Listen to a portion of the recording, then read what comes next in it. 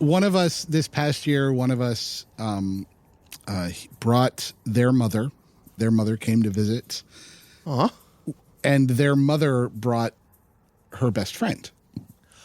And I was asking, and they were like, well, my mother probably wouldn't have come.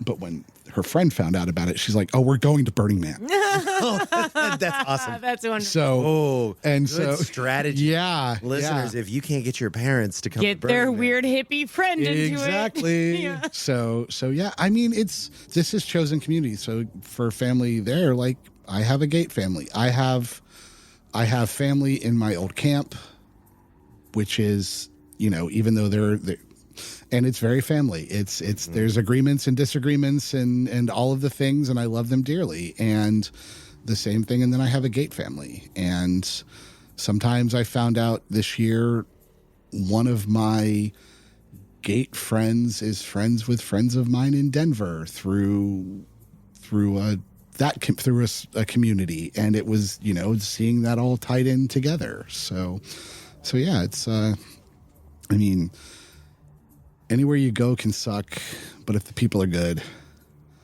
it helps. it really does. And it helps, as the DPW say, embrace the suck.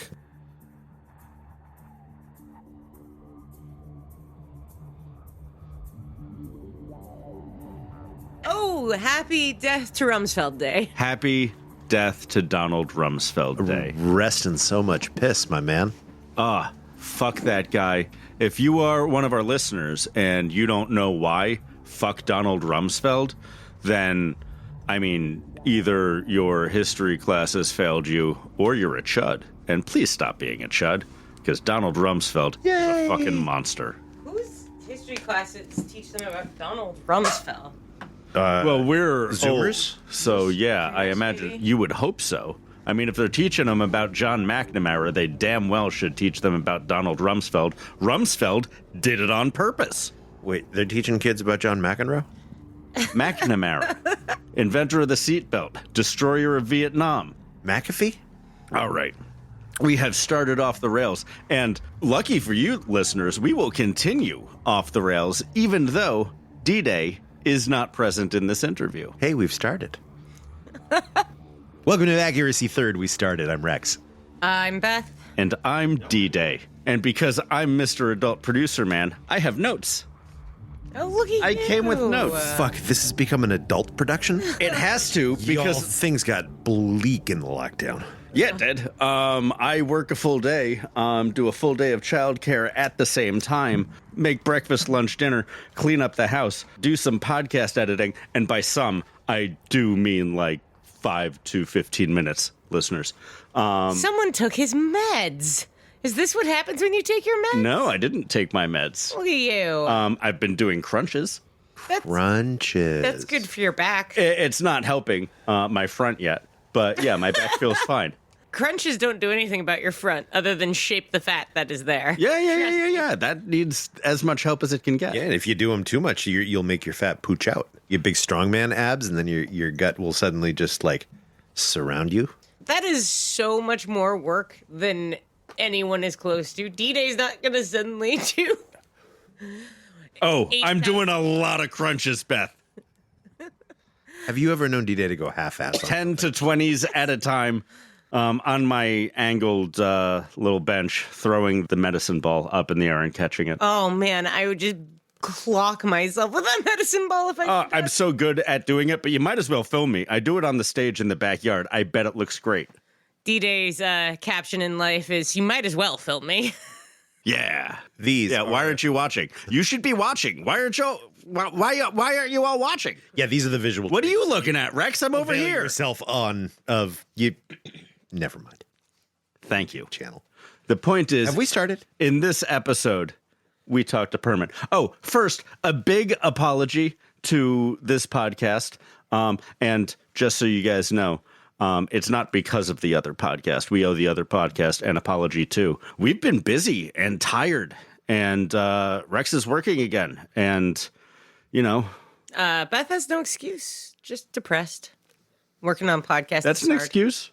Podcast is hard. Yeah. The biggest enemy of this podcast and the other podcast that is not this podcast is totally depression. And focus.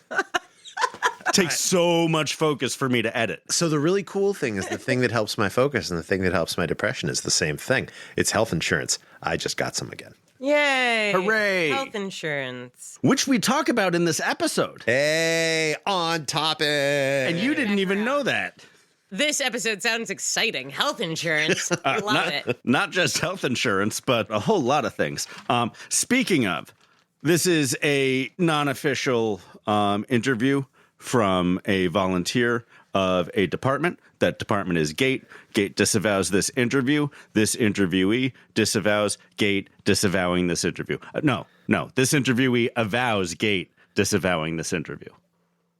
I don't know that you know what the word disavow means. Look, man, sometimes I'm trying to say endorse over and over again, but I'm thinking too fast. And like I said before, Beth, I did not take my meds.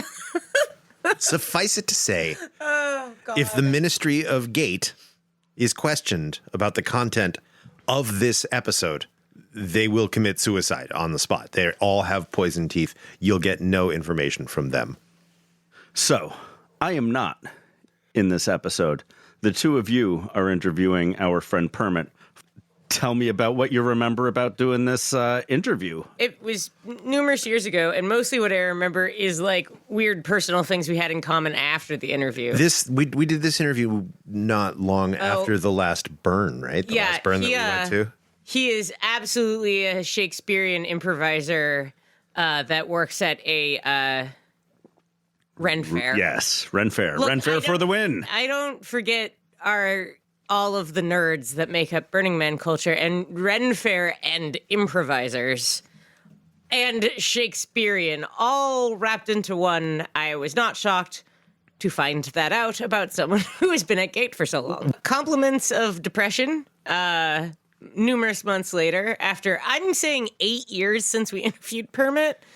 It's finally coming back around. Yeah. It's a delightful talk about volunteering for Burning Man and trying to balance that and being like one of the biggest dorks on Playa with his big dork theme camp full of big dorks and people who make games who are big dorks. Oh, right. This is we talked about the Loon Panics people. Yeah, you talked about Flux ad nauseum. Yeah, because Flux is cool. A game that you can't play if you have no attention. D-Day, thank you for cutting out most of us talking about Flux. I appreciate you on this. Yeah, there are exactly 3 sentences about Flux. Yeah, I don't think we talked too much about Flux. It was enough to know that Flux is there. You talked plenty more about Flux. What a Ren Fair Shakespearean improviser who's also into board games. Tell me he's non-monogamous next. I know he's been through a couple wives. Tell me he brews mead without telling me that he brews mead. Permit is a lovely person. It's not his fault that he's a series of cliches. Each of us is. Are we not? Except for D-Day, who's too weird to be a cliche. Oh, thank God. I was afraid that, I fit into a type. Not yet. You are a type. You're just not one of the, main types. You're, one of the alternate outfit types. Auxiliary backup types. You're like Vega in his yellows. Vega from Street Fighter 2? Yeah, man. I think that's the most complimented D-Day has ever felt by anything you've said. I honestly have no idea how to take that. I don't see myself as a guy who chooses a weapon that is strapped to the back of my hand. I don't have a lot of attention to spare. You just stab yourself. That's why you strap your weapons to you. Man, I ripped the knuckle off the index finger of my left hand at work the other day, and I have no idea how or when. You have an office job. You're a brute. I might be a brute. I'm definitely the tank of the party. All right. My favorite character to play, though. The tank? Yeah. Oh, it's great. You just get to run in killing. Look, I'm not that bright. It's the easiest way to go. So that's our dorky game stuff. It is, and I am now very confused as to what my role in this party is. Am I a spellcaster? No, you're a cleric or some shit. What is the equivalent of D&D HR? I am a cleric. Yeah. Cleric, like a red mage, maybe. Clerical. Anyway, that is our dorky shit. Here is some more Permit's dorky shit. dorky shit, and we will see you at the end talking about more dorky shit. Maybe I'll see you next. Yeah.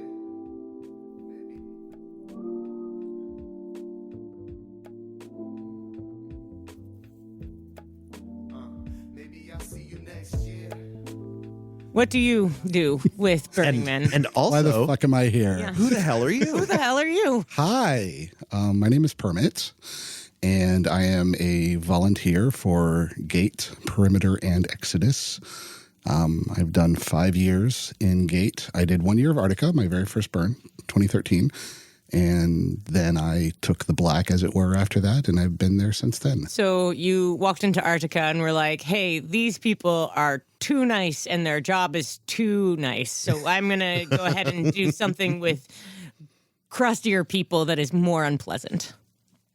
Slightly more convoluted than that. So I showed up on Playa in 2013, my first year, and I was trying to do all of the things, and I didn't have a burn buddy.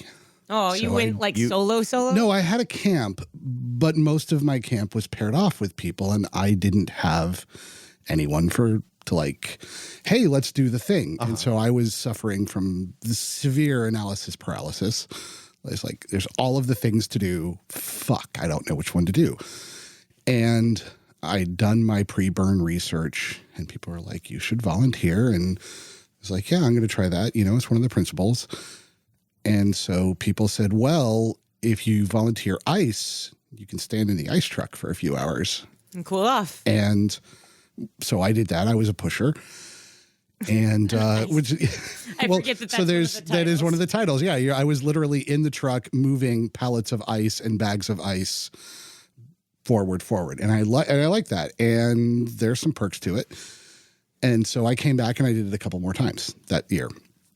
And so I was going to be a penguin, and I was signed up for shifts for the next year, and I was the whole thing. Well, sorry, let me back up.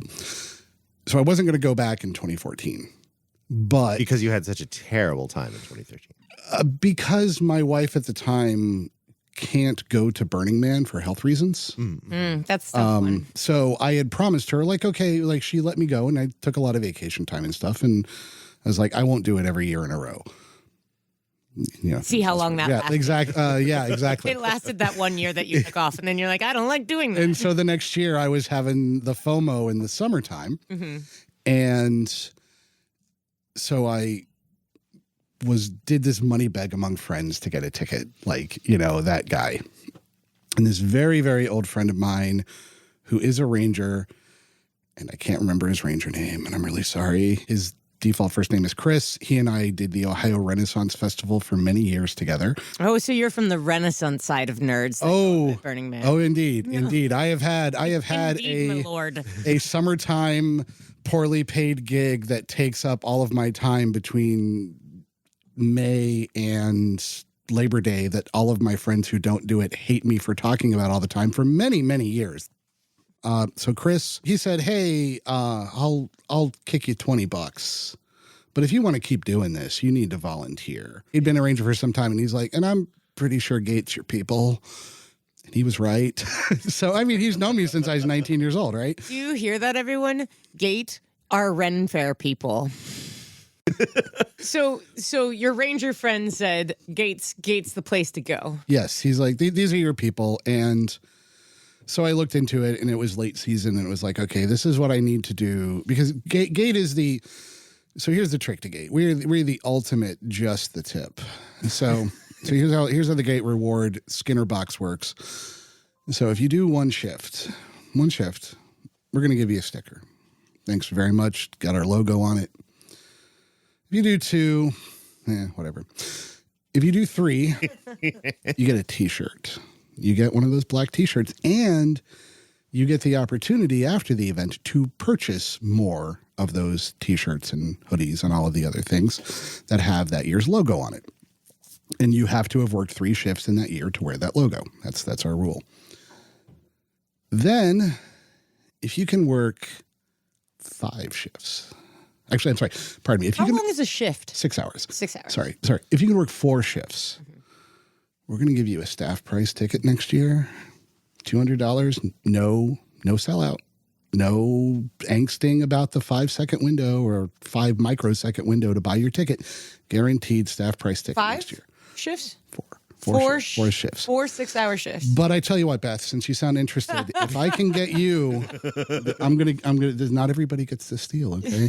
This is special people. If you can work 5 shifts, and you can make sure one of them's an overnight during a time that we really need it, like burn night, one of the big burn nights, something like that, we'll just give you a ticket next year. Gratis. No, this is yours. You got to make sure you tell us that you need it, because we have to account for those. But if you want to come back next year, you're going to come back on us for free. Now that sounds great. I know you're just like, wow, what else could you possibly give me? But Sounds like so little. Yeah. that's 30 hours. Come on, that's like part-time job legally. So, but if you can do 6 shifts between Sunday and Saturday, we're going to give you a commissary pass, and we're going to give you a wet spot pass. Pass? Meaning you have, Get to eat there the whole time? 3 squares a day, and Oh, cereal and you can camp go take open a all night. shower And you can whenever take you want? you can take a shower. Yeah. So that's for that's a 36 hours. Almost a full-time job. Yeah, almost a full-time job at your vacation. Whatever. Yeah. But hey, you can have fresh vegetables. Mm-hmm. You get a hot meal. You don't have to do the dishes. You don't have to worry about who in the camp did the dishes. Nobody's messing with your cast iron. You are squared all for that. And we're going to feed you on the shifts that you work anyway. Regardless, you're going to get a meal on your shift. At what point can you camp with Gate? We, of course, we have limited space. And my understanding, because I've only camped in the hole 1 year, is they put out a call at a certain point of the year and they're like, hey, registration is open for the black hole. So the camp is called the Black Hole? Yeah, that whole area between commissary and box office is the black hole. It just has a front facing area to it. And generally people aren't asking for this unless they're already doing full-time stuff and they're there for multiple weeks. If somebody's like, I worked 3 shifts last year and I'm doing 3 this year. It's like, It's maybe, like people who go maybe in don't. and set up. Yeah. So, and that's because, we work a lot, and so I always got really lucky when I was still in a camp and was in a camp that was placed at like 9 o'clock in E. Right. Or like 11 o'clock in E, and I've got to commute to work and go to the commissary that was horrible. So, you're centralized, but we call it the black hole because you do need escape velocity. Because once you're all there. I mean, no, we know we've gone there just for drinks. Yeah. well aware Yeah, of the black hole's velocity. Indeed. Velocity? Escape velocity. So that's It's the inertia. Yeah. The black hole Yes. inertia. It's the gravity of it. Yeah. We get I think that's just a question of how many people you are camping with you like, regardless of who you camp with. Oh, yeah. Mm-hmm. It's But so when easy you- not to leave camp when all your friends are there, Yeah. especially if you're all trying to go out together. Oh. Indeed. Yes. But you also get, when you work Gate, you don't get side eye going into Black Hole, which is technically a staff bar. And just because I don't show up with a Gate t-shirt, now I know the bartender, so it's worked out. But boy, I was just like, this is still a week before the gate opens. I work here. So, and to be perfectly honest, you should not be getting that side eye. That is an open space. Anyone's allowed in. We may decide that people have outworn their welcome. Yes. And we do have a sign at the bar that says the drinks you're being given are a gift. Treat it as such. So if, somebody isn't volunteering for anything, but they decide they want to hang out at our bar all the time, we're going to try to get them into some shifts. Be like, hey, you need to work off because we bring our own booze. We stock that bar. So, but, there's definite, you guys are friends of Gate, like for real. And if somebody, and if somebody gives you a, who the fuck are you? Be like, who the fuck are you? That's actually what I learned well before we started the podcast was the best way to handle going into the black hole is acting like totally entitled. Yeah. It's like, what? I've been here. I think that the first time I noticed that was second year I worked on cafe, and I had a really hard by myself, got stuck in a whiteout during the week. Like, went out to Temple to mourn some shit and ended up getting trapped in a whiteout by myself. Yeah. And then, like, bit it really hard on my bike. And I walked into Black Hole because I didn't want to go back to camp yet. I needed something cold. And I was just covered in dust and really angry, and that was the most clear and nice service I had ever gotten there. they just gave me a great drink without any. You're part of us, Like yeah. I was like, oh, if I walk in like I'm pissed off, like I've been working for Gate. Like I also think every time they see someone that dusty, they assume you've just gotten out of the lanes. Yeah. like It's but keep this in mind. The gate has a public facing entrance. The ghetto bar does not. I've never been into the ghetto bar. doesn't That's the it have- DPW. It's not on a road. I thought the saloon's on a road. The The saloon. saloon is in Gerlach. The ghetto bar is across the street from the black hole, and you don't know where the entrance is because you're not in DPW. But if you go around to the other side of the block to Yeah. E or whatever it is, Yeah, it's right that would there. be D. D, Yeah. there's a saloon front to it. Okay. With swinging doors. I love that you've just never come in the front entrance to the fucking saloon. I've never been in the saloon. Really? Why not? And because they have that sense of this is our space. This is You like should go to the saloon. You should come to the saloon. The DPW are It's- actually they- much they're- nicer than that seems like. really. Oh, yeah. Really. Yeah. I've heard the had opposite. much more warm and generous experiences at the saloon before Gate, like Okay. before Black Hole. I've seen them greet sparkle ponies and serve them actual things that they ordered. Like they, like The reason I don't spend more time at the saloon is because it's when it's open, it's too crowded. And Black Hole can get like that sometimes, but I'm more likely to be able to find space there. Well, we're working on our psychological warfare to keep that from happening. you were working. Are you playing those tones that only teenagers can hear? No, but we did have cocktail bar on for 3 hours. I know I was there that night. And you couldn't escape it because you were only 100 yards away. So I'm sure you guys heard it. that was drowned out by the Disney sing-alongs this year. That was catty corner. Yeah. Which is just mean Burning Man placement. It is mean. My friend Tie-Dye was camped very close to that. And that was like one of his favorite things. He's like, this is great because he loves Disney songs. I mean, I am so conflicted about the Disney sing-alongs. I can't even get into it. But so you went once and did Gate. And did you get suckered into the whole deal? Were you just like, yeah, I'm going to work 6 shifts? Yeah, totally. Because I wanted to work off that ticket for the following year, right? Yeah. So if I'm going to do it, I might as well do it. So I did 5 shifts. So I didn't have a commissary pass, but I did 5 shifts. They were horrible because I scheduled late. So I was picking up All the of dregs. the worst ones that no one wants. I did a lot of overnights. And I don't do overnights anymore. Yeah. And I kind of made it through. This was also the last year before I have sleep apnea, and I have most of my life, but I finally got a machine for it in 2014.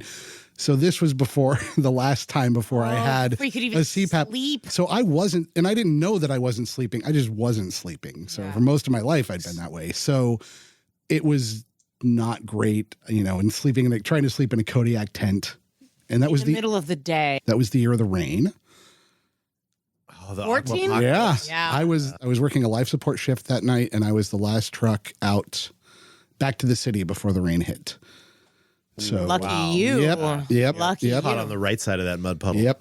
Our boss was like, "You need to get the fuck out now." So I'm it's sorry, what did you call it? life support. Life support. So if for folks unfamiliar Okay. with the terminology, most of the departments have these things that are called fluffers.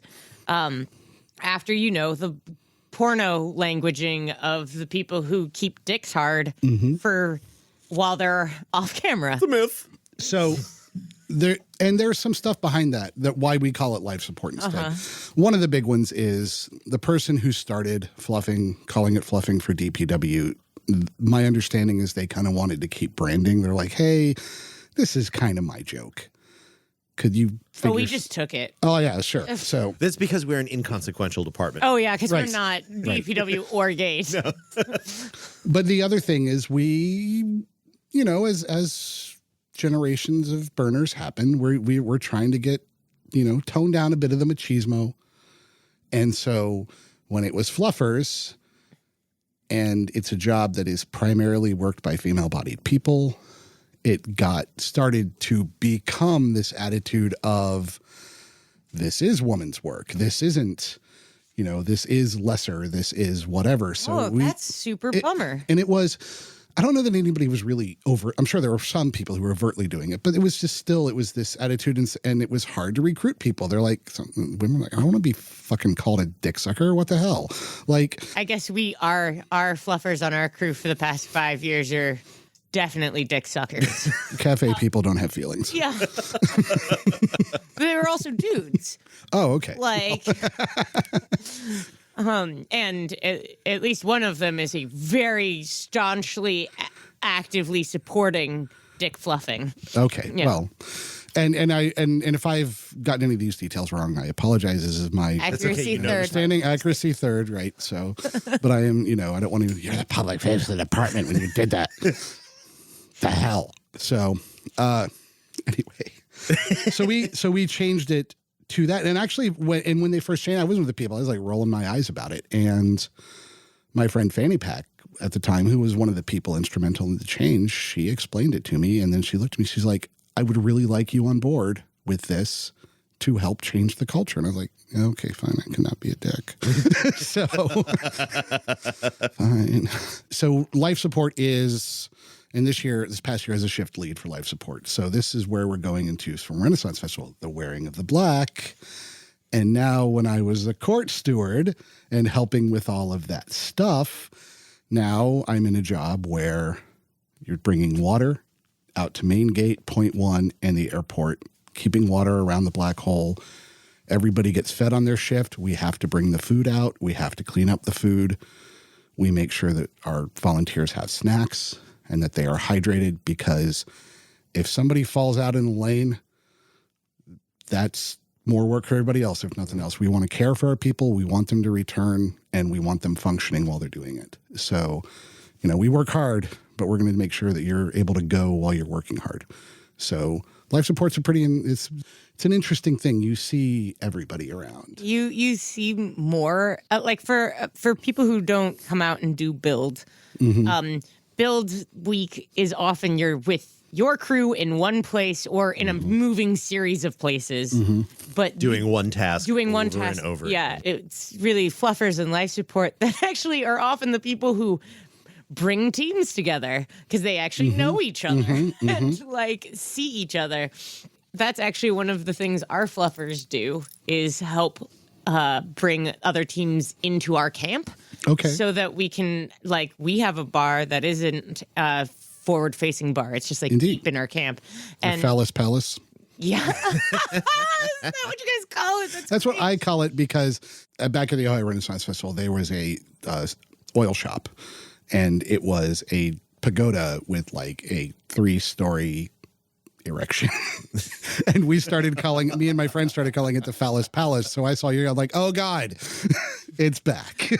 I mean, You can use that. Go ahead. we have to ask Ray if it isn't his, because Ray does shit like that. Oh, you're not wrong. Right? I would not put that man above a Renaissance fair. Oh, You know. Ray is 100% Ren Fair. Yeah. Like, all of those structures are Ren Fair structures. Yes. Yeah.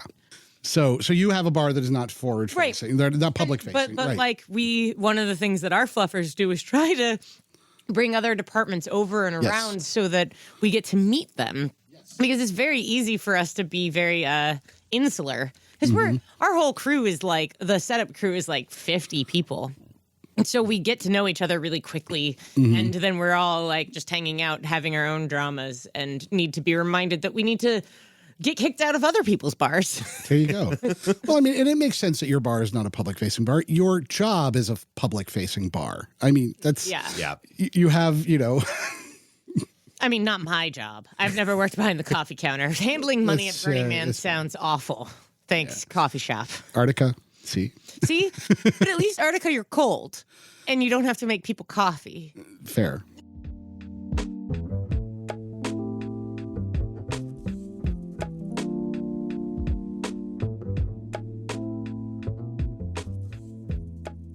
You were in a more leadership role. How is that Oh yeah, for you? you're asking the difference. So, it was a learning curve for me. It's I guess I did okay. Nobody told me I'm fired. Nobody told me you can't do this anymore. So that was good. It would, you have to learn on the fly. You have to learn a lot of stuff. So, including a ton of people management skills. And I'm sorry, Gate, but people management skills are not your strong suit. sometimes, depends on what the people we're trying to manage. Often internally, our people managing skill can be very, very good. But also those are people who already have a buy-in. Whereas, the guy who hears D-Lot as a death sentence, it's like screaming, shut the fuck up, man. The people who are holding up the line, as it were, because we want you all in the city. I have to say that. That's not true. They want you all through their line. We want you all off the road. Yeah. We want this to be as easy as possible for all of us. Everybody wants to get in. Everybody wants to go back to their party. We all want to come back to the city and do our thing and not be injured and not, be stressing about what was going on in the lanes or any of that stuff. We're all just trying to do our job here. We're all just trying to and facilitate this thing happening. And then we want you all to get the fuck out in an orderly fashion as well, so that nobody, we lost a couple on the highway this year, and let's not have that happen again. Okay. So, and that was pretty rough time for everybody. So I bet. We had Tiny Dancer and Boyfriend come in and tell us about it, but we didn't know. I didn't know the people. I just know that it happened. Yeah. I didn't know the people, and it's just, Drive safe, drive sober. Drive friendly. Drive friendly. Don't fucking pass people on 447 while the line is happening. Right. And don't assume that anybody else on the road knows what they're doing. Exactly. Yeah. This was an instance of our people getting killed by the world. Yeah. Yeah. So anyway, now that we've just taken a shit on the mood. We want to talk about more deaths at Burning Man? Not really. No.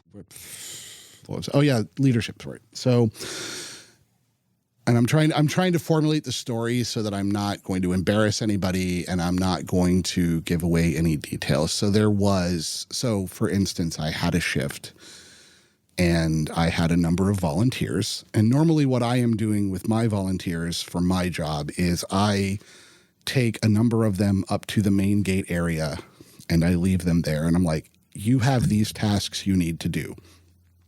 And then I'm driving somewhere else because as a shift lead, my shift is about 6 hours of driving to various places and doing a task and then driving somewhere else and doing another task and all of that. And it takes all that entire time to do all of our stuff.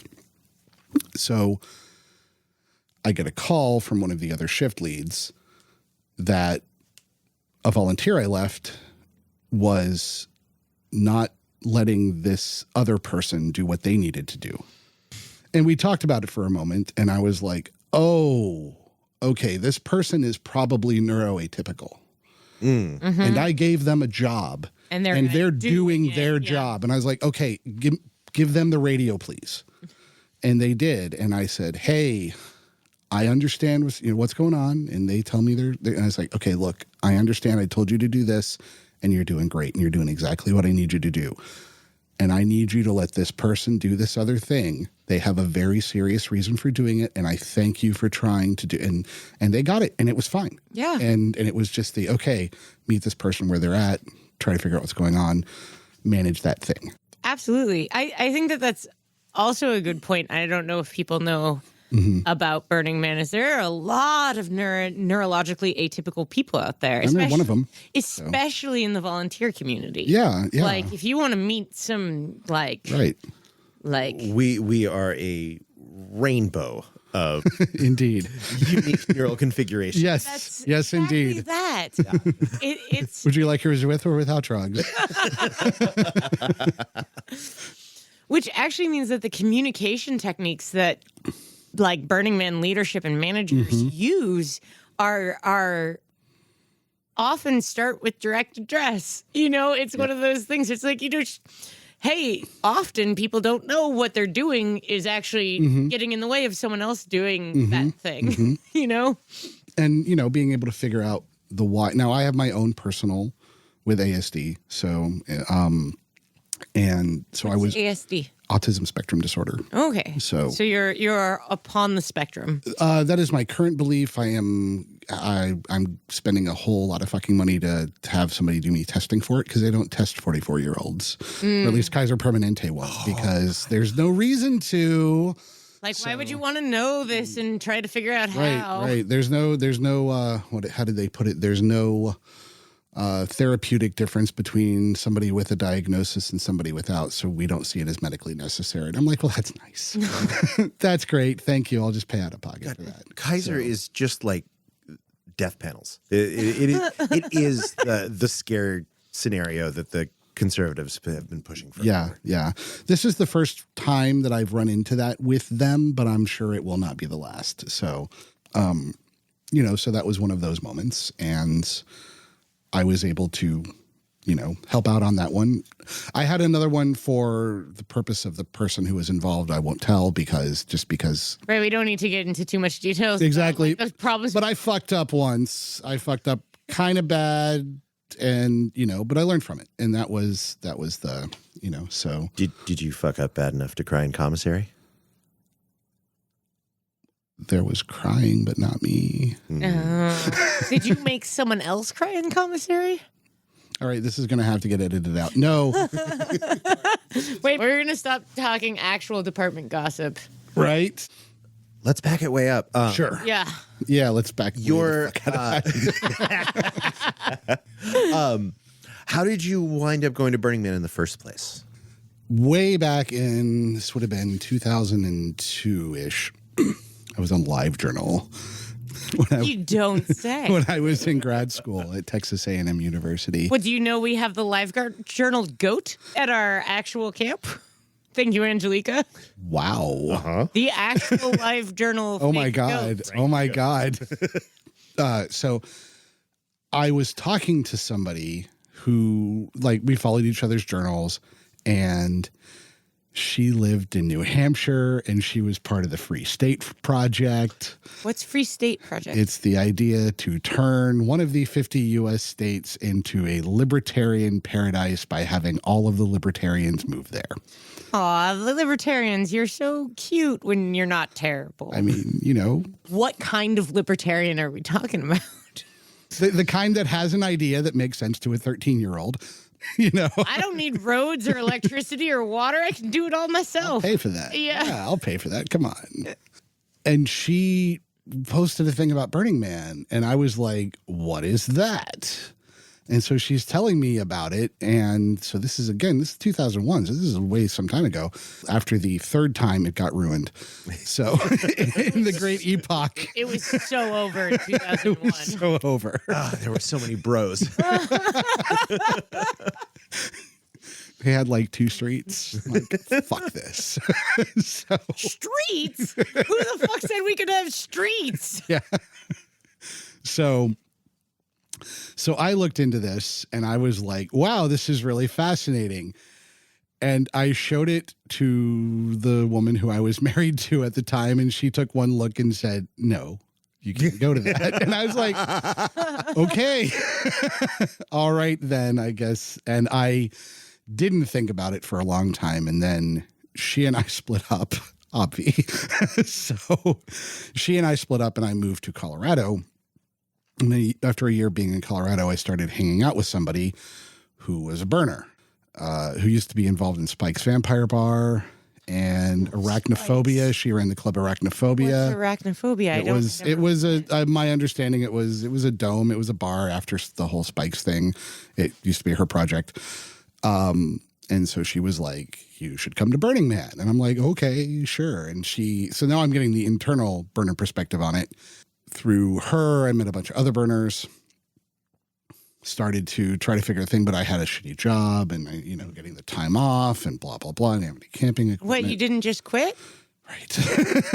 Yeah, I know, right?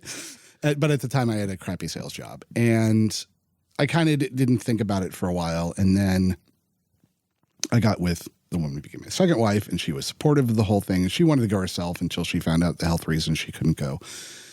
And I just started trying to make it happen. And in 2013, I started working for we should probably cut that out just because I will be making drug references. And I started working the job that I have that affords me a lot more, and it is not a tech bro job.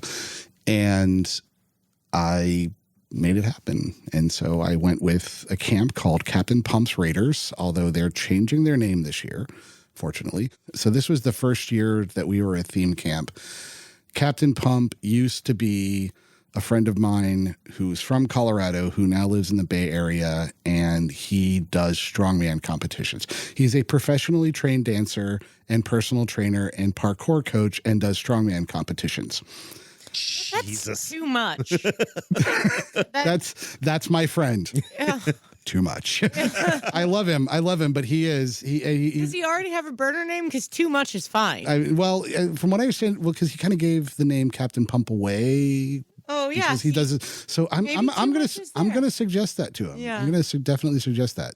So we were casting about let's be a theme camp because placement and early entry and all that fun stuff, and we didn't really know what to do. And so our first year, he brought out all of his weight equipment, and we did feats of strength, and there was you put a gym on Playa? Kinda. There was a big fuck off rock that to move, and there was a weight rack, it's a rack. You put weights on it, and then you pick up the rack and carry the rack. I wonder how many people you really fucked up. Because he's a professional, he actually didn't let anybody. He monitored every time it was out. He was making sure because we didn't want anybody. He doesn't want anybody hurt themselves. Aw, that's sweet. Yeah, it's so much better than the bike camps that put up the Dodge courses that you can do on your shitty beach cruiser while you're high and in flip flops. Yep, I had a friend who messed themselves up really badly on one of those. Oh, yeah. So it was really nothing that we didn't do anything, and so the next year.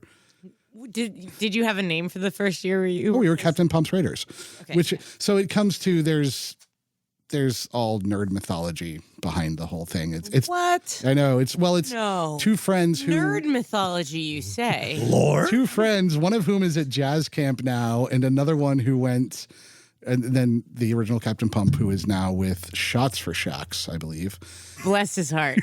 Their heart. Yeah, we're friends with them. They're great people. So Shots for Shocks. Have you heard of them? Yes. Okay, they're fabulous people. So they'd kind of come up with the name and the idea thing. So for our second year, we're like, well, we're going to try again, but we need a thing because we kind of really didn't do it. And we're amazed they're giving us, we're amazed that they said we're in good standing still because we did not bring interactivity.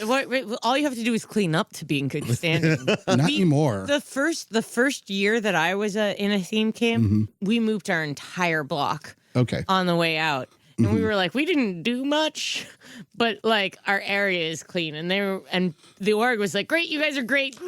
I think placement has a lot more space for camps that intend to be more public and fail than camps that front they're going to be to get. But aren't. But they really weren't. That was just, yeah. So we came on the idea of gaming convention. We have an on Playa gaming convention. Oh my God, that's 2 days great. of the week. It's on Wednesday and Friday, and it's we do all kinds of board games and role playing games. And do you guys play any kind of board games? Have you played Flux? I have I'm aware too many of Flux Flux. decks. The creators of Flux are part of our camp.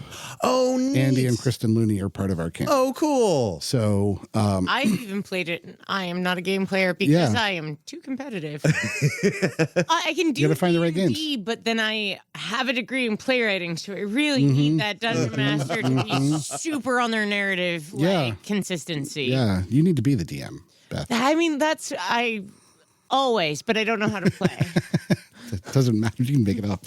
Right. Keep the flow going of the story. So we came upon that, and like you go to Burning Man and you're like, oh, I'm going to see the most crazy, debauched, weirdest shit. But then you're like, oh my God, I can do this thing that I dig. I can do it here in the dust too, With which these is people. with a break from this stuff. Yeah. Yeah. We run a StarCraft tournament.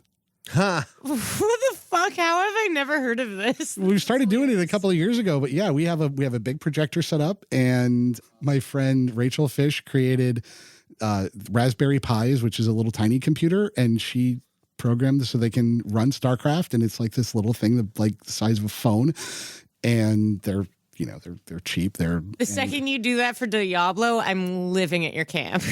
Okay. Yeah. Diablo's not that complicated. You've already got me coming over to meet the loonies. I legit have at least 4 Flux decks and the Flux board game. I got this year I went to visit because I live in the hole now. I had to, I am still a raider and always will be, but I did have to say after 18, I was like, guys, it is time. I need to, because I am here longer than you guys are. When you're at a staff camp and trying to put your roots down where your theme camp is going to be, it's like living on the goddamn moon. And any wind that comes up is going to rip your fucking camp apart. It's just a tough thing to try to do. There had also been over the years, I'm like, you don't help set up the camp. Well, that's because before gate opens, I'm on someone else's clock. I got my ticket from them, and I got my EA pass from them. So they own me. You don't. And you need to figure that out. So You're an alumnus. I'm I will always, be one at heart. Camp so. Emeritus. Camp I believe Emeritus, that's yes. What we call Yes. in the academia. There you go. How big is that camp? 20 people. Oh, that's such a good size. It's all people. It started with this group of people from Boulder, Colorado-ish who knew each other and they're friends. And then as we've branched out, we've got Colorado and California. And every year it's like this balance changes of California to Colorado. So, and then we have a member from Florida, but.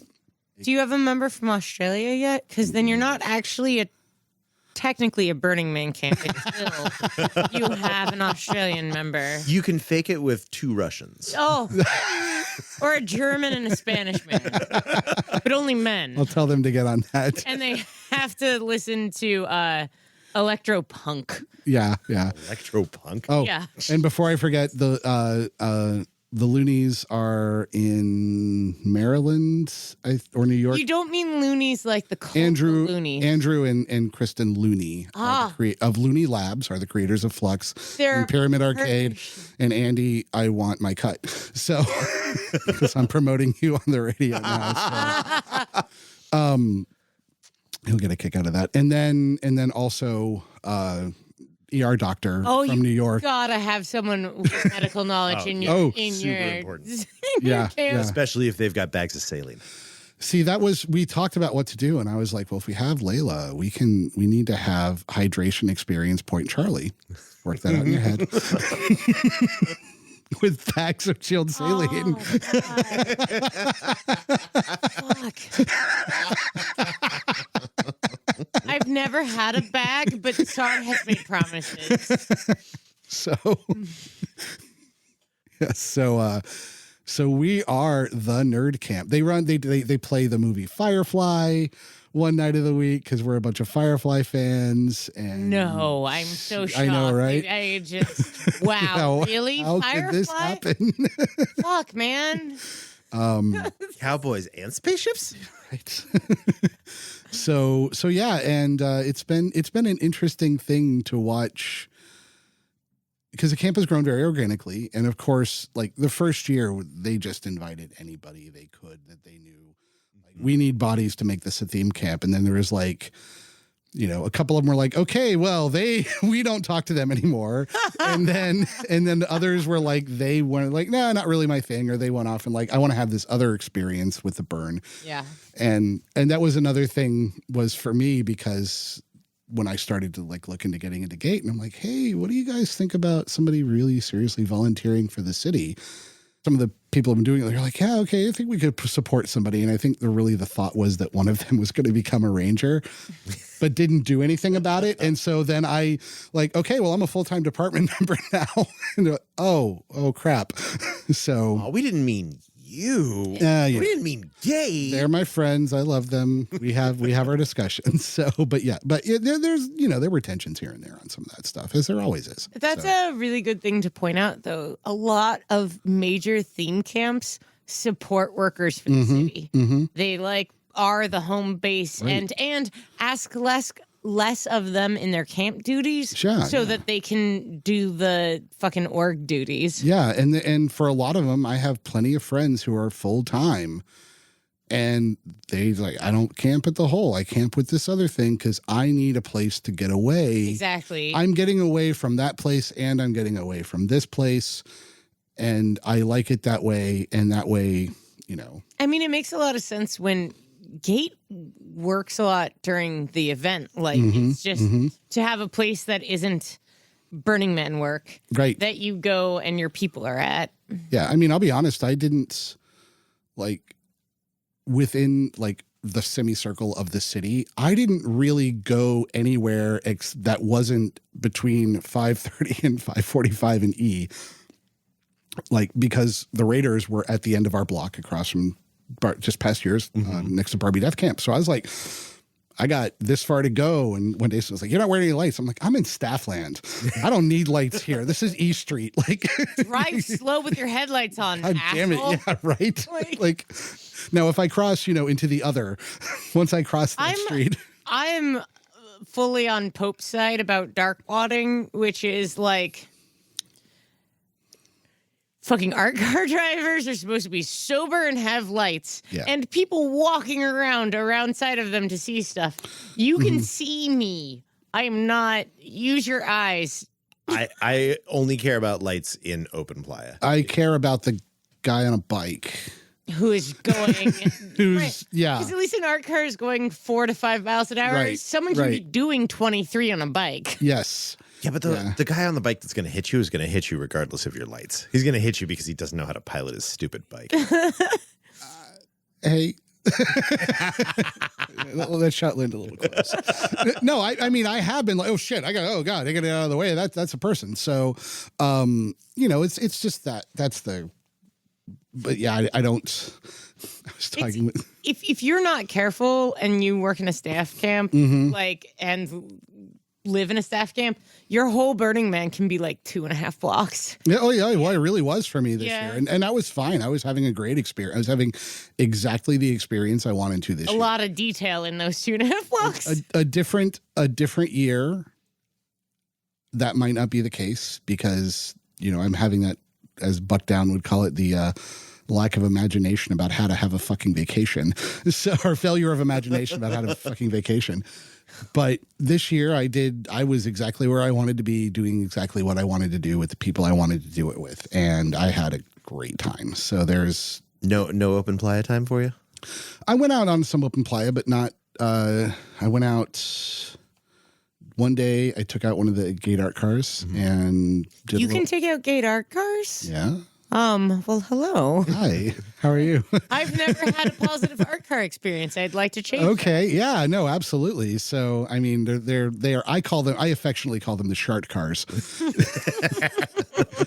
my friend Rachel Fish, who, because I'm always trying to get my friends to join. I took her to the hole to show her around and I showed her the cars and she's like, those aren't properly mutated. And I'm like, wow, it's amazing what you can get when you run the vehicle shop. how that happens. So, but, yeah, so I did a little tour. I got to see the Folly and, really walk around in that. And I didn't get to do the standing stones because it was, or the suspended stones. 26 stones or whatever it's called. 27? 27 stones. Which is good because I could have gotten up and then I would have been like, oh, fuck, I'm up here. And then We my haven't fear of released heights. our episode where D-Day totally chickens out and cannot handle it. And he had a panic attack watching someone else have a panic attack at the top of the stones. That'd have been me. Yeah. Yeah. Yeah, that would have totally been me. So, That was such a fun art piece because it, like, as you go up, It makes perfect sense on every step going up. Everything feels solid, Yeah, suspended, yeah. and then you step on the top step, and suddenly nothing is secure. Your and brain you're quits. balancing on a single point, and you're going to die. It was great. Yeah, that's kind of what I thought it would be. Yeah. So, yeah, and got out to the temple because there was my dog died last year. So my ex and I sent out some stuff for him in a remembrance, and a old friend of mine died right before the burn, and her husband sent me some stuff that he thought I would like of hers, and so I took some of Jen's stuff out there and picture for him and just the. I didn't go in this year. No one I knew died this year, including pets. Oh. I just went around it. I was like, that's a lot of crying. I'm Yeah. okay over here. I go in every year just to because it's like I get close. it can be really really beautiful. So I just, for me, the sort of like the way that other people's feelings get inside me in that space, like it is like picking up, and it's gorgeous and it's beautiful, but I have to go out there prepared for it. Like I can't just be like, hey, we're going to go on a deep playa walk. Let's wander through the temple. I yeah. really liked the temple this year. I liked it from a distance. I liked it from inside. It was a stack of pallets. It's better than a stack of containers. True. What did you Did you like? guys see the stack? Did you see the stack of containers this year? No, what was that? That was just a fucking stack of Out on the containers. 2 o'clock side, there was like a tower of like 4 high Shipping containers. pairs of shipping containers stacked like Jenga pieces on top of each other. I missed that. There- No, I didn't see. There was it. nothing to see. I just. It felt like it should have been a thing. Like Yeah. there, But it like there should have been a secret door that showed you some art, but it was just a stack of containers. That's really conceptual. It's going to be art. It's Yeah. all in here. It will all. I'm going to call it Babylon 2.0. So, what is it that you liked about the temple? What was since I gave my snark on it? I liked. I actually didn't. I don't even remember if I saw it from the inside, but I liked the shapes it created as you went around it. The lighting was good again. Yeah, I mean, last year, the year before this year's was one of the most beautiful temples I had ever fucking seen, and the lighting was incredible. That was the spiral swirly spiral one Yeah, that that went up. top notch. It was so good. But I thought that this year I was like, they didn't used to light the temple with LEDs or with rope lights. Like it used to be like this is not what we do. We do like big work lights that lay bare the temple. And they started doing it with the twisty one. And this one had some good lighting in it. There's some really solid lighting. I just wasn't my favorite. Which one? You mean the twisted one, like the one that was like the giant arch that got progressively smaller? No, this that- one was it was a spiraling cone. It spiraled up. Is that 17? Yeah. Okay, I 18. don't see. And it was lit with all white lights. I don't and- remember. I don't remember the temple of that year. I mean, I was here. I might not have made it out. I was. Yeah, that year was more front loaded. That was the first year that I did like the full build week. I got there right after Early Man. Oh, And now, sure, I thought Early Man was just like like what people called pre-build, that first week, and no. So that was your first year running from the hot fire. yeah, Yeah, when you're like, hey, they're about to burn these. I'm going to back away now. Yeah. Like, we're all gonna jump through that arch. Okay, sure, let's do this. this year, whose was the bar that people refused to get off of? It was DPW. Was that DPW? I liked that a lot. It was so Yeah. good. There's a bunch of shit on fire, lots of big shit on fire. And there was a bar where they were serving, where people were sitting on the roof, and it was sometimes on fire, and people just refused to leave it. Yep. It was a really solid early burn thing. Yeah. Almost as good as the working wooden scissor lift. I guess I missed that. that was last year. That was Okay. 2 years ago. 2 years ago? Yeah, got it. that was the same year. They had a working wooden scissor lift, and it looked so much like a scissor lift that I was just like, "Oh, they parked a scissor lift over here." Yeah, it's great. Nice. Heat are creative fellas. Yes, they are. Good job, y'all. They have, in my estimation, they have one of the two best places to watch the man burn from. Did they go up in lifts for it? So my friends, my camp, a bunch of them, they're like, look, we've done the crowd thing.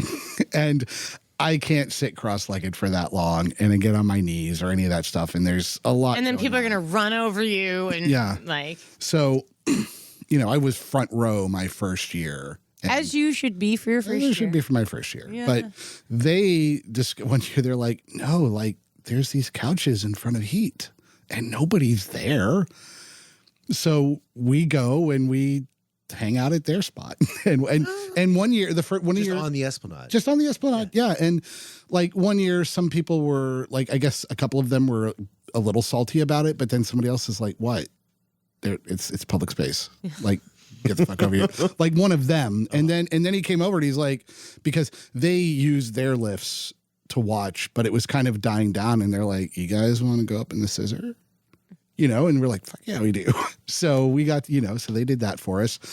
But otherwise, I will watch from the top of the black hole because, we have couches up there. So. And any elevated spot is really. Yes. Although in 2015, Standing Man. Oh, gosh. We were the snark was on full. It was the 50 Caravanassery, the 50-foot man that wouldn't fall down. The one that was all skinned. Yes, And like that just.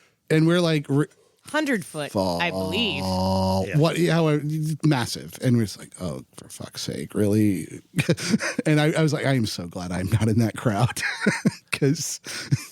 I would not have enjoyed that one little bit. So. That was the first time I got up and walked away from a burn. And then as soon as I did, it started to fall. Okay, yeah. You should have done that earlier. I really should have. Good job. My fault. It was me that built him out of fireproof glue lamp. Nice. Wait. So that was the year before Da Vinci's, where he spent the whole time upside down without a head, right? No, that was because it went the UFO, which is amazing. Which, aside from it being amazing, was my first man burn. So I was just wow.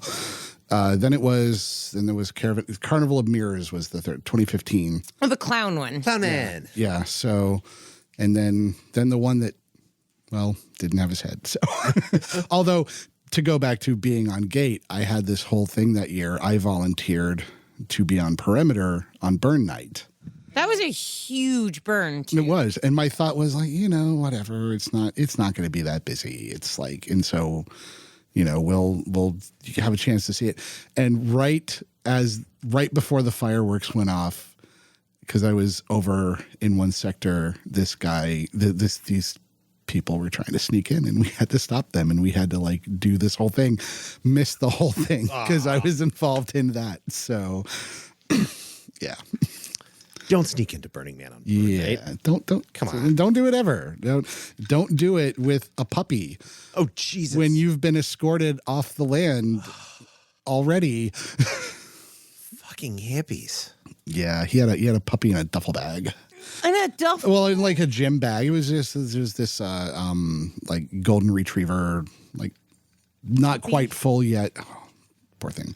So, and that was when the BLM guy he was like, because the guy had a stub, which we were pretty sure he found somewhere. And the officer was like, I can't prove that ticket isn't legit, but you're breaking the closure order because you have a dog. So here's your citation. Get out and take him with you. Yeah. Poor puppy. Yeah, I was. Yeah, that sort of thing happens. So, that was really my only major interesting experience on Perimeter. Most of my Perimeter shifts were pretty dull, but Chasing after jackrabbits or shadows, radar shadows. So just like, go check. There's still nothing there. Still nothing there. So how about in the lanes? Did you ever find any wild stowaways? I only worked for Lanes a few times, so I didn't find anything like that. And I was really bad at searching. So I was never at the level of search. I was either too much or too little and could never get to that sweet spot that they want you to be in. So this year I did some D-Lot. And that was pretty fun. It was, D-Lot's an interesting place. So explain for a second, what is and why is D-Lot? So D-Lot is where you go when your problem is going to take longer than we can leave you in the lanes for. Like, oh, someone at your camp has your ticket and they're already inside. That you don't have the right early entry pass. You have lost your ticket. You have packed your truck in such a way that we cannot search you. We have to search. Yeah. Cannot. It's like you open it up and it's to the brim full, and they're like, we can't do this. We don't have time. We don't have time and space to this. So they send you to D-Lot. Or so that it's also a place where more thorough searches can happen. no, no, not at all. Not at all. No. So what happens is you go to D-Lot and, and we are not punishing you. We are simply trying to keep the operation moving, and we are putting you to a space where you can have the time to do what you need to do. And that can be calling the person who has the early entry pass, or, your camp lead sent these things out, but it says these codes don't work. What's going on? Get a hold of this person. Find out, oh, crap, I left my tickets on this dresser. So they actually do exist. What are we going to do about that? And I don't know the answer to how they do about that, but we have box office people there as well to help out with that stuff. And that's their problem. Yes, it is. But like with the truck, and because I had one of these guys came in and they had this giant U-Haul truck and it was packed to the brim. And I was just like, and it was one with a lift gate and everything. I was like, all right, well, we have to search it. So you need to unload so we can do that. And they're like, what? And they're like, yeah, that's what you're going to do. You're going to unload the truck so that we can get to the back to see that there are no stowaways. And we let them do it. And then, we'll give you all the time you need. There is always a time limit, but, within a reasonable amount of time. And so they did their thing and we were satisfied and said, okay, you can put your stuff back in because we don't touch your stuff. If I open the trunk of your car and something falls out and shatters, I have now broken your thing. Mm-hmm. If you open the trunk of your car and something falls out and shatters, I didn't do that. I am not responsible for that. So I don't touch your things. I don't, we're very, it's just simply The for point of liability. Making them open the vehicle. Yeah. We need you to open that. There's no key for that lock. Well, We'll let you borrow the crowbar. so but my best for my D-Lot shift this year was I had this RV of guys and there was an issue with early entry passes. And this is right before opening. And 3 out of 4 of them had an EA pass for that day, and one of them had an EA pass for the next day. And, it's afternoon already. And I was like, once they got all that sorted and they tell me what's going on, and I was like, okay. And they're like, so can we leave him here and go? And I said, no, you're going to stay here until his pass is active. And they were giving me the look and I just looked at him and I was like, I'm giving you an opportunity to not be an asshole to your friend. And the guy with the one, he's like, yeah. It's like, you guys are all going to get in. You just have to wait and don't be a jerk while you're doing, so, and when they saw it that way, they were able to accept it. So, but yes, we don't send people to D-Lot to fuck with them. We send people to, because when I'm sending you to D-Lot, I am giving you to one of my compatriots. So if I was doing it to be a problem to you, now I'm giving a problem to somebody else in Gate. And I don't want to do that unless I know that it's something that's going to be handled. Now, once, those guys, for instance, realize that they're in D-Lot for the next 6 to 12 hours, does the party start? Some people do. You got to be careful because Gate Road cops. So just make sure. But we do have some people who are really chill about stuff and who are really cool. And they're like, okay, we're going to be waiting for a little bit. And they're, they're good about it. And we have a little shade area that sometimes when the people are waiting to talk to box office about their thing, usually it's an electronic issue because of whoever our ticket vendor is, something messed up. And they hang out with shade where we're there too. People are talking, people make friends. There's not a lot of, kegger party or anything going on because everybody wants to get going, and it's better than the Lyft drivers. Do people lift in? They do. How much do you get paid to lift in? I don't know. People just drop them off at box office? They drop them off a will call. Jesus. And turn around and go right back out? Yep. We would really prefer you don't do that. That is not a good idea. Do you get in from box office? How do you get your 14 gallons of water from box Well, one, you didn't have a 14 gallons of water in a lift. So Yeah, that lift, you came with a brick of cheese and a sleeping bag. there are a lot of ways to handle stuff like that. It could be, you're going to get processed. You're going to get a ticket scanned. So if you don't have a ticket, this is not a way that you're going to bypass any of that stuff. But in an extreme case, this happened to a friend of mine. This was during the rainstorm. He got separated from a vehicle. He said they went to another vehicle like, hey, you're going to take this guy in.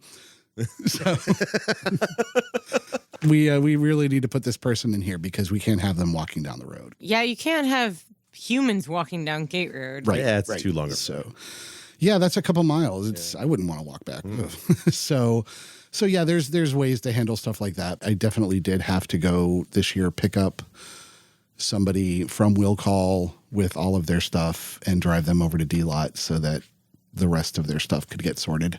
Complain about having cell signal out there. I understand it, but it actually does help people. Right, because then you can actually get in contact with people in your camp and be like, hey, I'm in D-Lot. I need someone to come pick me up. And that happens, and they're able to do it, or they're able to call their camp lead who's coming in 2 days who had all the stuff or, whatever. So yeah, it's that was an eye-opening experience. I'll probably do that one again. So I really did enjoy that. It was the first year I did that. In my second year, I believe, coming down from Seattle, we were doing a biodiesel shipping service from Seattle. So a bunch of people could get their shit down there.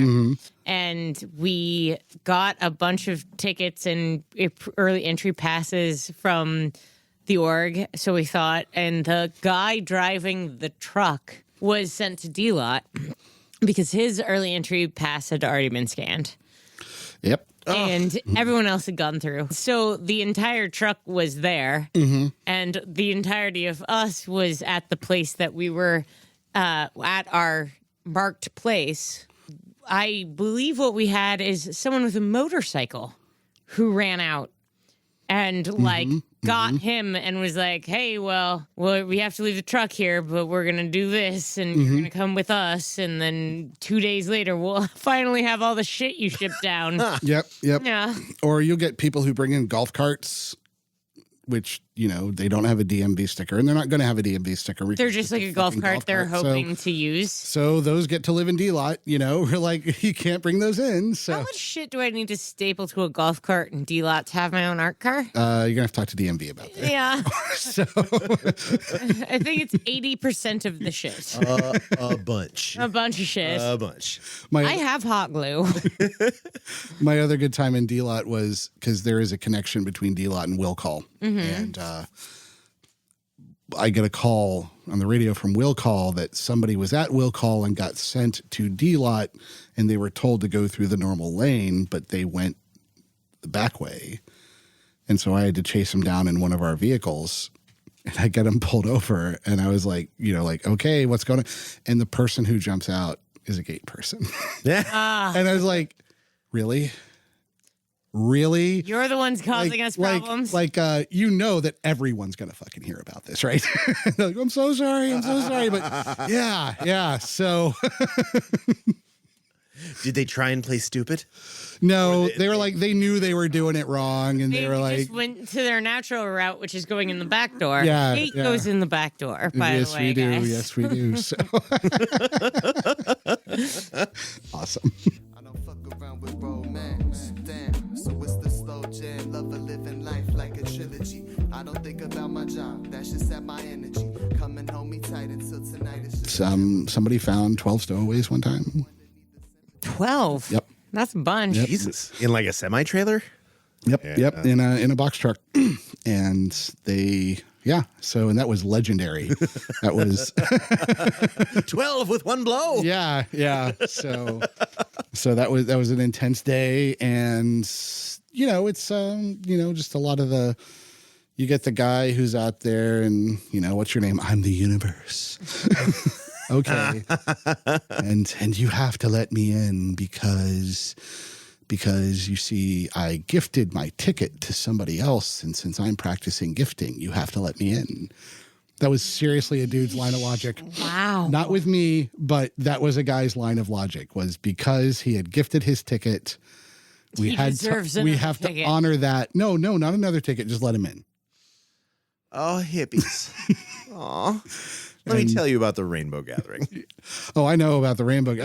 Colorado, man, Netherland, they used to come up there all the time. So, yeah, Dreambow, good times. Hey, we can't shit on the Rainbow Gathering. We just spent a lot of time talking about the Renaissance Fair. There are places Yeah, but that we get burners from.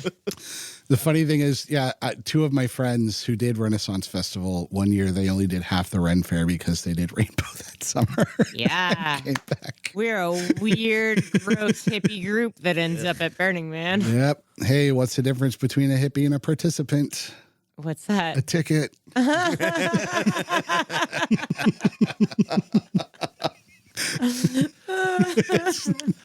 So you, with all this, like, kind of rough work that you've taken on yourself, like, Gate does a heavy damn lifting job. Yeah. What keeps you coming back? People. I mean, seriously, if it wasn't for Gate, I wouldn't do Burning Man anymore. So back to that first year, I had analysis paralysis. I was stuck in my camp because there's so much and I couldn't, and with nobody to help me. Like, if I had had a friend there to be like, hey, we're bouncing ideas off of each other and let's do this and let's do that. But where I didn't have that. This gives structure to my burn. Sometimes too much structure, but it gives structure to my burn. I'm out there for a reason. I have something to do, something to latch onto. If I didn't have that, like, I wouldn't just be going out to the desert to drink other people's booze for a week. And your own. And my own, but I can drink my own anywhere. So it's this gave me a purpose for doing the burn. I I had a friend once, he's like, you work too much. I was like, don't have my burn for me. Don't put your dharma on me. This is me, and I get something out of this, and I enjoy what I'm doing, and I really love the people. Like, Gate is the best people, and DPW people too, and we cross-pollinate a lot. And oh yeah, you get kicked out of DPW, you go straight to Gate. You get kicked out of Gate, you go straight to DPW. It's cross-pollinate. I can't say you're wrong. We do keep some lists. Like, there are people that see themselves out of different communities, for sure. You've got to work to do it for some of them, but there are definitely people who see themselves out or are invited to not return. Not every person is a good fit for every department. True. Different departments have different needs. Yeah. Yes, they do. I think that this has been true for a lot of our sort of introverty listeners, is that a lot of us really struggle at Burning Man with unstructured time. Like, that it's actually this huge relief to be like, I have a thing to do. I'm going to go do that thing. Yeah. And like, to not be like, here's a week of a blank slate, but here's a week where you have 36 hours spoken for. Yeah. Like, and then you fit all your stuff in the other time. And yeah. And I mean, for folks who struggle at parties, who always end up tending bar at parties or always end up cleaning up just to have something to do in order to feel comfortable. That's what the department. That's what all of us are for. That's definitely, that is the thing. And I'm always recruiting for my department because I love it Us so too. much. Yeah. And, I get people, I don't wear black. That's fine. You don't have to wear the black. Like, we give you the shirt so that you have something to wear on your shift if you don't want to wear your other clothing. That's part of the reason we have it, is because it's going to get nasty and sweaty and dusty. And so, and it helps identify, but you don't have to wear it. You have an ID for that. So the brother of the original Captain Pump, So goes by either Tequila Monster or Tie Dye. And I love this kid. And I recruited him both to his default job and to his Burning Man job with Gate. And I say kid, he's in his 20s. So Yes, you can. yeah, but he and how he gets the name tie-dye is he had a tie-dye tux for prom. He was that guy. Wow. Yeah, he is tie-dye everything. He is, and I brought him in and I made him a custom tie-dye Gate hoodie. Nice. So it was going to be a full surprise, but he is a giant of a man, and I did have to go to him and say, "I need you. What I size need you to." sweatshirt do you wear? No, it wasn't even that. It was because I got the size from his brother, but I couldn't find what I wanted, and I had to go to him like, "I need you to find a sweatshirt. I'll pay for it, but I need you to tell me where to buy it." And he's like, "Why?" I'm like, "I'm doing a thing for you," and so it's got the patch and the patch on the back and the whole thing, and so he has. It's Gate, it's logoed, But it's tie-dye. but it's tie-dye. And, so like if that guy can be part of us, we're not all the goth spooky kids. We are, but You're all the goth spooky kids and some others. and some others, So All the theater kids are welcome. I wear pastel black, I think that's called gray. faded really. If our listeners are listening and are thinking about what department they might want to volunteer for, what are things that are like good indicators that you'd fit in at Gate? Other than polyamory and the black aesthetic. Oh, that definitely does help, but is not required, Ideal candidate will have.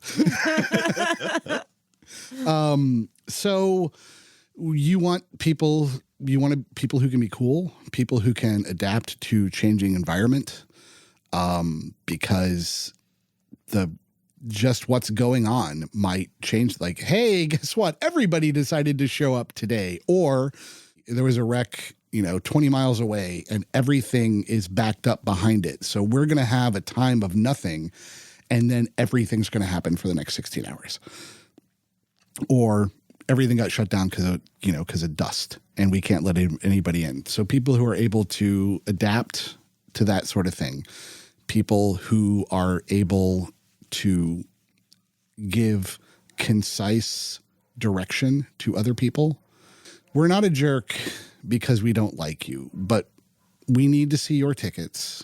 We need to see your EA pass if you have one, and we need to search your vehicle. And then when you're gone, we have to do that to the next 5,000 people. We just want to get everybody in. And because the more people have to wait, the angrier they are, the more upset they are. So people who know that they're going to have to deal with cranky people, but also nice people. You meet some really cool people working the lanes and that sort of thing. So people who have an attention to detail, because you're searching a car, you need to know what to look for. If you're out on a perimeter shift, you need to be able to watch the same horizon for a long time. High tolerance for boredom. Yes. Or followed, Or occasionally punctuated by intense activity. Yeah. So that's, but also people who are looking for some really serious camaraderie and who want to join a crew that will, the people who stick around and the people who, I'm trying to come up with the word for it, the people who prove themselves. And I don't want that to be a cliquey thing, but just the people who do the work and are known for doing the work and do good work and are present. It's that easy and that hard. Yeah. And, who are like, somebody told me once they were talking about, somebody said that they want to move up in the department. And I'm like, I don't know who you are. Well, I was here for this whole week. Okay. So that's our busiest time. There's more people in the department there during that week. What did you do to stand out? And I'm, because we all only have so much bandwidth for that stuff. So the people who are willing to go above and beyond, but not get used, but the people who prove themselves are going to find a home there, and people are going to want to know what they're doing. We had 666 volunteers this year. Ooh, spooky. Yeah. Well, it just kind of came out that way. And I signed over 666. and I signed over 600 thank you cards this weekend. So Good man. in any organization that large, there's all kinds of different social groups within inside it, but I think there's something for everybody. We are incredibly inclusive. We try to do everything we can for gender, sexuality expression, anything of that nature. We want everybody to have a place, to have a space safe. That's one of the things the black hole is. If you don't feel like you can be you, and being you is not being an asshole. If you don't feel like you can be you and express yourself the way you need to express yourself, that's kind of what we're about. So. And if being you is an asshole, there is a space for you in DPW. They said it, not me. Again, past box office camp.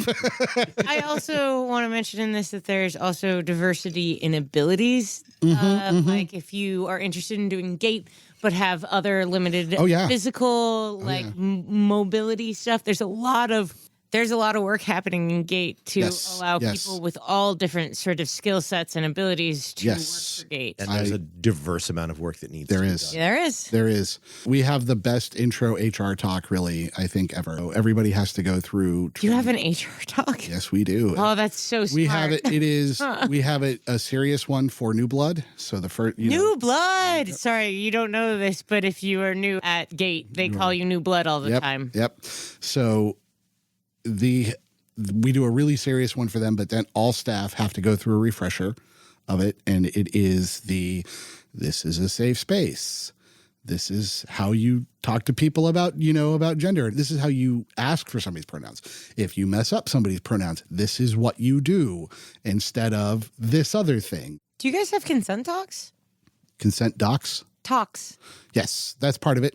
Yeah. Well, that was going to go to one of the things is like we work hard, we play hard. This can be a sexually charged environment, but just because that's going on doesn't mean you were invited. So use your words, ask. And if the answer is not fuck yes, then that's the way I say it is the answer is not fuck yes, it needs to be fuck no. Yeah. So, or then you must take it as fuck no. And, look out for people who have been drinking. Drunk people can consent to things, not just sexually, but also a drunk person can't consent to you putting a dick on their face or like drawing a dick on their face or messing with their stuff in any way. If somebody passed out, maybe they worked too hard, and you should think about how are you going to look out for your crewmate instead of tying them to a bench and drawing a dick on their face. Yes. Don't draw a dick on their face. Yeah. Get a bucket for their puke. Yeah. What do you do when somebody falls asleep with their boots on? You let them fucking sleep. That's That's kinder, gentler. Org staff. Yeah, I've never had that happen to me, treated like that, but I have had people take care of me when I have been really, really badly drunk. Back in the Renaissance Festival, and I want people to. This was more drinking a bottle of whiskey on Labor Day weekend and falling asleep on somebody's lawn furniture outside in a tarp. So I've had people take care of me when I've gone too hard, and I want that for everybody else. I don't want anybody to worry. Oh, I can't get drunk there. That's not a good place to be, because we want this to be an open environment for people. See, everybody, if you were worried about becoming a volunteer for Gate, just know they're kind, they're gentle, they're slutty, and they wear a bunch of black. And I need your fucking ticket. Yeah.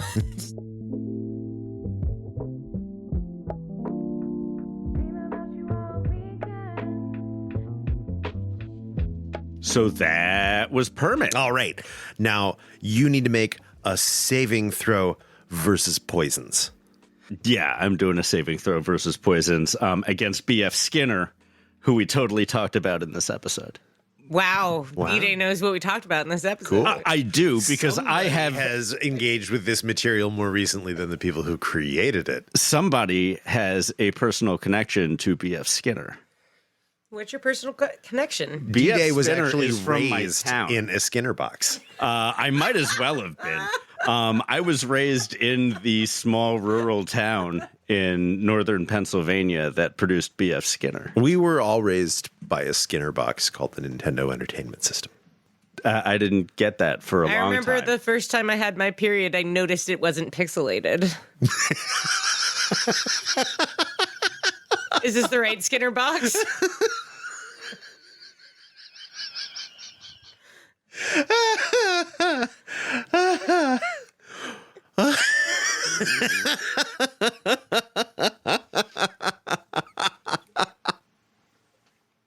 This is a podcast in lockdown. Friends and neighbors. I apologize for this and everything. We talked about games. Third, we are deeply sorry.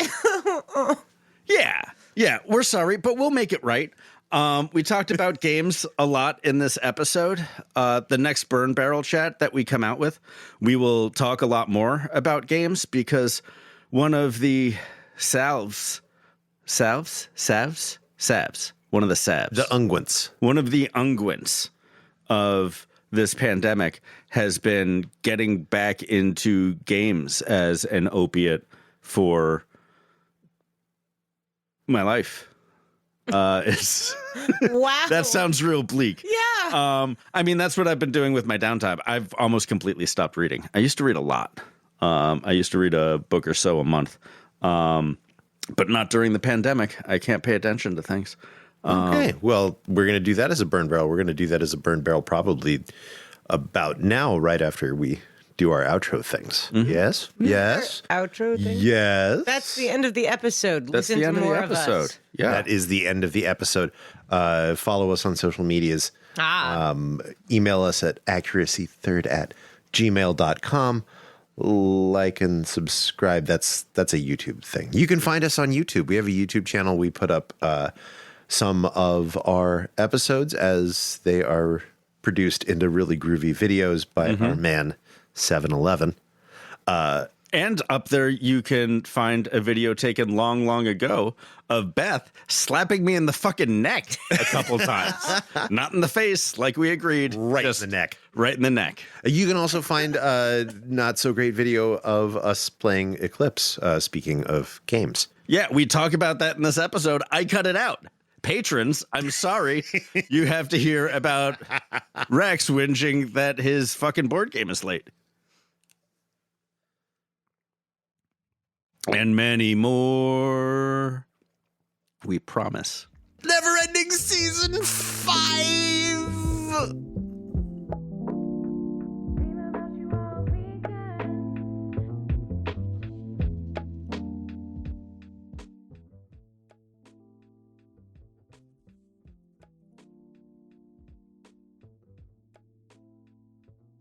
What is the worst fucking participant interaction that you've had while doing your gig at Gate? That I've had. I'm probably gonna have to tell somebody else's. That's fine. There was a guy that tried to run one of us over this year because he got stopped at up near Will Call and didn't want to do whatever we needed him to do and gunned it and went. And that was a Wow. and one of our members stopped him and Physically, like body in front of thing? he wasn't going that fast, but my understanding is that they put one of our small vehicles In his physical way? in his way, and when he stopped, they just sat there and pulled out a book. And then the cops showed up because we were all about that. There was If Gate is calling cops on you, you've done something incredibly wrong. yes, yeah, we and actually that, to be honest, my goal, many of our members would share this from my discussions with them. My goal when I'm doing anything public facing in Gate, especially perimeter, is I want to help you avoid an interaction with the police. Nobody wants that. No, it's not a good look to have a burner talk to a cop. Right. And we'll In a cop kind of way ever. If we have to, we will. So for instance, we get a lot of people who get sent down Jungo Road by a MAPS program every year. We keep a tally. Really? Every year. We keep a tally. We have had our first volunteer fucking fuck up her life by going down Jungo Road. Yeah. I'm shocked. Yeah. And we find him on that side of the playa, and we're like, what's going on? And Did we you not read all of the thousands of pages of literature that Burning Man tells you how to get the fuck there? Nope. So they go down Jungo Road. For people who are unfamiliar, Jungo Road is a road between Gerlach and Winnemucca. and Winnemucca and 34, And- which is and 34. not exactly Gerlach. And It it goes is down the other side of Yeah. the playa. the far side of Playa. So, like, if you're looking at Razorback Mountain, we're not talking about Razorback, but if you kind of look further, you're looking at the Razorback, you turn to your left a little bit, and you look at that mountain. That's where Jungo Road is. That's where the railroad tracks are, and it is not paved, and it will fuck up your car, and it is not anything, and people get stuck there. No, you All will, of the you time. will break an axle on a donkey. You know, so that can be a lot of what we're doing, you know, and we want to be cool to people. But if you find somebody who's trying to sneak in, you know, hey, you know, what are you doing? And if they, you know, we're going to escort you away. But if you, like the kid with the golden retriever, this was multiple times for him. And we had to get the cops involved on that because he's not listening. We're trying to give him the chance to avoid this, and he's not taking the chance to avoid this. And he's actively trying to sneak in multiple times. So getting law enforcement involved is also not a frontline staff thing. That goes up. Like has to go up the chain. It goes up quite a bit. chain of command. That goes and- between several radios. Right. That's you asked about leadership earlier. That's one of the things, like, is you don't want your volunteers to be doing anything that you wouldn't do. Yeah. Of And course. so we take, as shift leads and up, we take the bullshit for them. If this person is super pissed off and screaming at you, that's okay. You don't got to talk to him anymore. I'll deal with this guy. You go do a thing. You don't let that ruin Yeah, your day. this You is go not do what you your got to job. do. Yeah. Right. And so, you know, that's part of what we're doing too, is we're looking out for them. We're taking care of them. So